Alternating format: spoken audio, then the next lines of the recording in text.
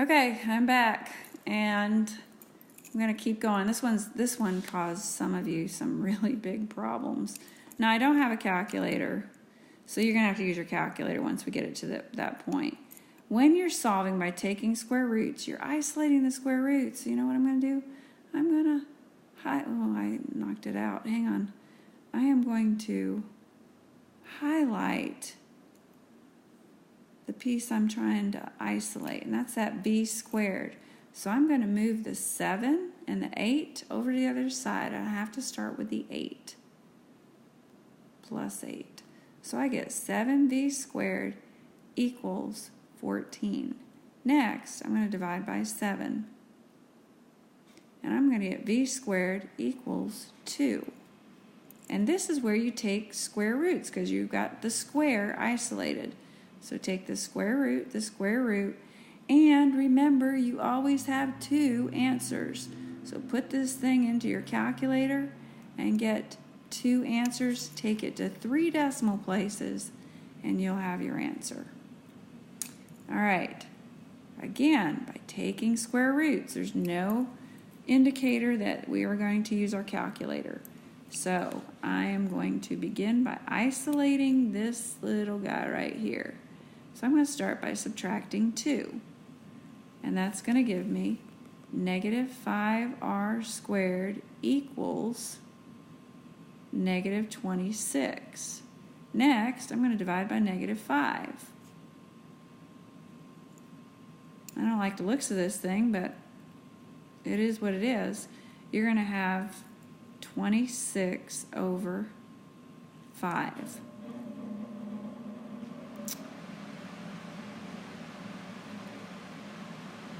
And now you're going to take the square root. Now when you take the square root of a fraction, you split it up. And this is going to be plus and minus. If you remember from geometry, we can't leave that 5 in the denominator. So we're going to multiply it by a fancy form of 1. We haven't done this year, so this is a good review. So it's plus and minus. 26 times 5 is 130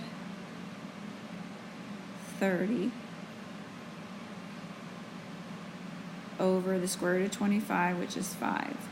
You cannot simplify the 5 and the 130 because one's underneath the radical and one is not. I don't think 130 has a perfect square in it. Pretty sure it doesn't. So you're going to leave your answer just like that. Okay? All right. Now we're going to solve each equation by factoring. Oh yay, we get to factor again. So we're going to add 7x, subtract 4. You always want to leave this positive when it's the x squared. Some of you made it negative on your test, and it causes problems. It causes big problems. All right. So I'm going to have plus 7x minus 4 equals 0. I'm going to multiply 7 times 4, or 15 times 4, which is negative 60. Now I'm going to look for factors of negative 60 that equals 7. I got 6 and 10. I know that's not going to work. 15 and 4, that's not going to work either. Let's break these down into primes. 2, 5, 2, 3. I got 12 and 5. Here's my 12 and a 5. So 12 and 5, if I subtract the 5, that's what I'm going to get. All right, let me get this stuff out of the way. I'm going to take one of these numbers, compare it to 15, and look for the GCF. GCF 12 and 15 is a nice little 3. Well, if this is 3 and this is the other piece has to multiply to equal 15, this is 5. Okay? This and this have to equal this. You have to put the 5 on the outside because you can't multiply anything by 3 to get a 5. But you can multiply something by 3 to get a 12. This is going to be a 4. And you want that to be a positive, and you want this one to be a negative. 5 times negative 1 is negative 5. equals 0. We are not done. This is a two-step process. You factor, then you solve. So one of my x's, this x, remember 3x is going to equal 1. So x is going to equal 1/3. That's one of my answers. This one, this is -4, so 5x equals -4. So x is equal to -4/5. And these are my two answers. All right, let's do another one. These are so fun. All right, so this one's excuse me, kind of different. Pull that 2k over, set it equal to 0. It's got two terms, and it's not the difference between two perfect squares, but it does have a GCF.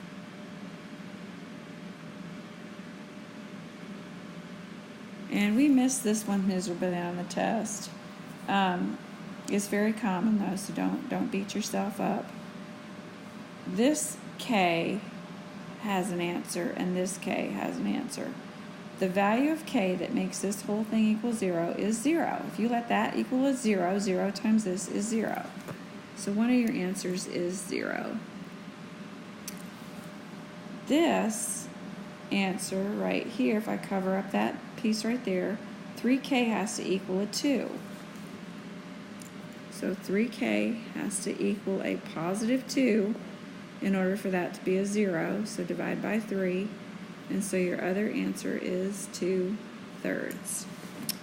Alrighty, moving on. Quadratic formula. We have no b. A is 5. B is 0. C is -45. I hope I don't need a calculator. All right, the opposite of b, which is the opposite of 0, is just 0. Plus or minus 0 squared is 0. Minus 4 times 5 times -45. Over 2 times 5 is 10. This will be a positive number because I've got two negatives. 20 times 45. Well, 2 times 45 is 90. So that's going to be 900. So plus and minus the square root, you can drop off this 0, is going to be the square root of 900 divided by 10. Well, again, I don't have a calculator, you do. That's the square root of 9 times the square root of 100. That's 3 times 10, which is 30. So I get 30 over 10, which is 3. However, see that? That's part of my answer. So my answer is plus and minus 3. Alright, this one I definitely need a calculator with because it tells me to round my answer to the nearest thousand. But we'll take it as far as we can. We're going to pull the 16 over to join the other players. We're going to stay A, B, and C. A is 6, B is -2, C is -16. The opposite of B is +2.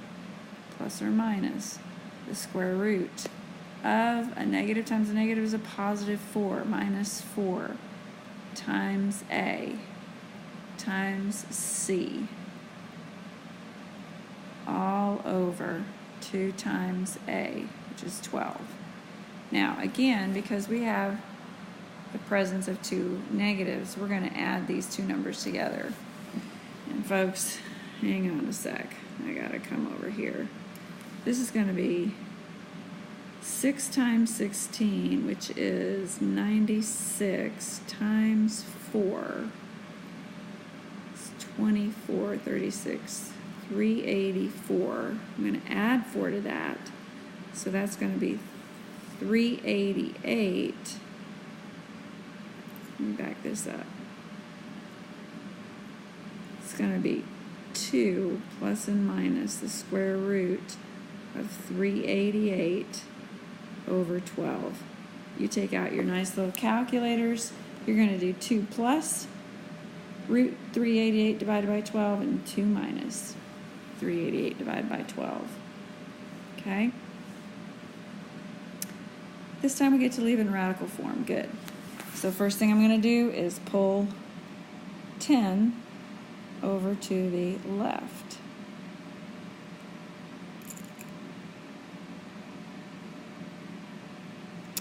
And A, B, and C. A, B, C. The opposite of 10 is negative 10. Plus and minus the square root of 10 squared, which is 100, minus 4 times A, which is 9, times C, which is 10, all over 2 times 9, which is 18. Now I'm going to subtract these two because there's only the presence of one negative. This is 36 times 10, which is 360. 100 minus 360 is negative 260. So I'm going to have negative 10 plus and minus the square root of negative 260 divided by 18. I am pretty confident that 260 has a perfect square embedded in it, and I'm going to go with the 4. 260 divided by 4. That's going to be 6. 24, 2, 0. That's 65. Okay, so let me erase my little, again, folks, I don't have a calculator. I left it at school. Bummer. So that's going to be negative 10 plus and minus the square root of 4, or the square root of negative 4, which is 2i, times square root 65 over 18. This is where you can use your little triangle to reduce. The numbers have to be outside your radical. So that's going to be negative 5 plus and minus I root 65 over 9. There's your answer. 2 answers, I should say. Okay, next, find the value of the discriminant. I need to pull that 8 over here. So I'm going to have 5x squared plus 3 equals 0. Looks like I'm missing b. Well, b squared minus 4ac is going to wind up being negative 4ac. So it's negative 4 times 5 times 3, which is negative 60. Ta-da, there she is. All right, does this go on to the next page, I hope? Does it? Yes. All right, no, it doesn't. Shoot, I cut it off. Let me go back. We're going to have to make the best of this. All right. Find the discriminant and then state the number. Okay, we can do this. I don't need the multiple choice options here for this. So I'm going to pull this 5 over to the other side. I'm going to be left with negative x squared plus 2x minus 5 minus 5. That's going to be a 0. Oops. Got to put you on pause because Mr. Kitchen is calling me. Okay, I'm back. Obviously.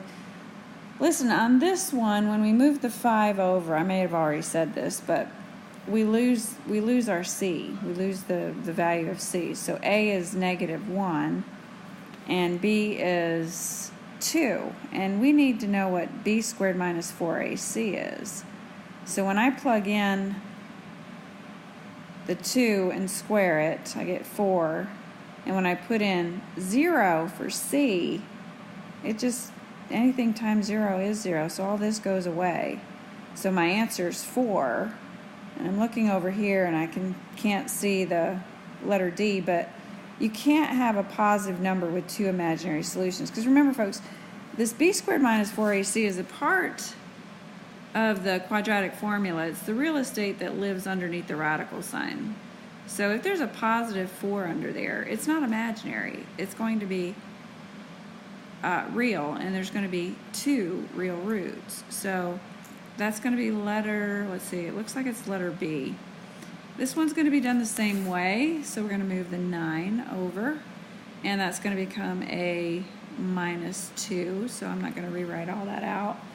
And b squared is going to be 81, because that's this number squared.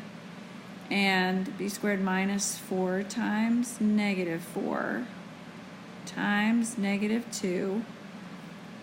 And that's going to be, we actually are going to subtract this, so 81 minus 32 is a 49. And the answers are cut off. It's a positive number, so it can't be 2 imaginary solutions, but it is 49, so I imagine that it's letter D. So if it's not, let me know. It might be on this next page. Let's see. Yeah, it's right there. It's right there. 49, 2 real solutions. All right. Looks like we're winding this up. This is the last page. Oh my gosh, are you kidding? So this time we're going to graph, and this is part of the test that we took that I counted as bonus, but it's not going to be bonus on this exam. So, because you have to know how to graph a parabola, bottom line. It's part of this test. There's nothing new about this question except for the shading. So I have to find the vertex, which is going to be -16 over 2 times 2, which is 4, which is -4.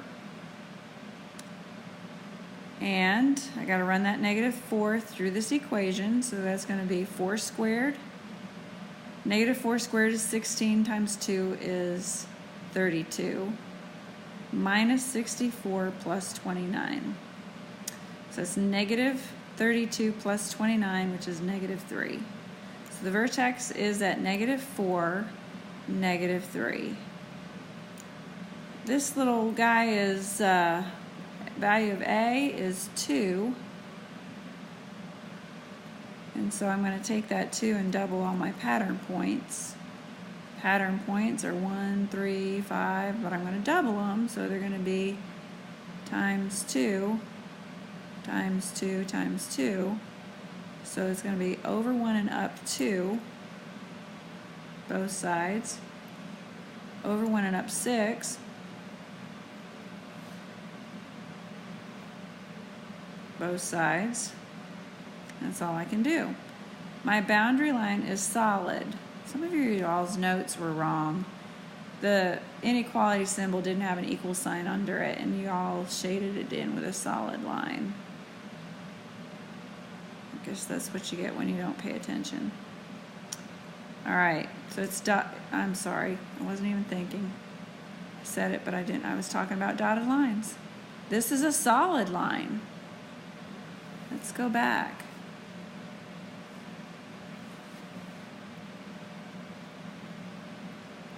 And I'll solid that in. It's late, folks. Listen, it's way past my bedtime.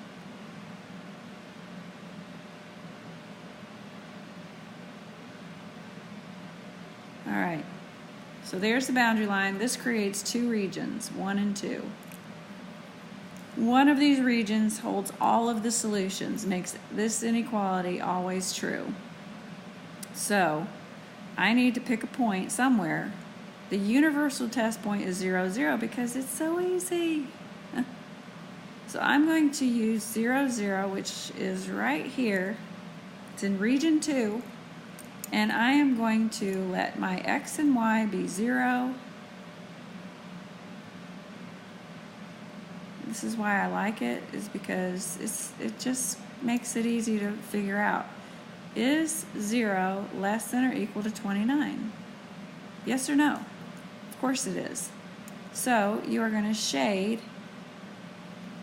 This came out yes, true, which means that this region here is false, which means you're going to shade the true region. This outside region. Done.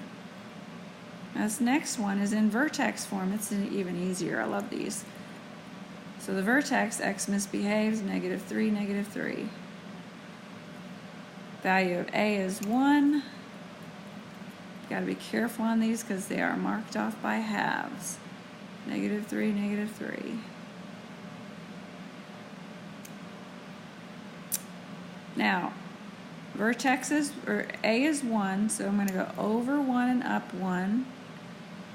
Just be careful because it's every other one. And over 1, up 1, 2, 3. Over 1 and up 1, 2, 3. Boundary line, once again, is solid because there is an equal sign under there.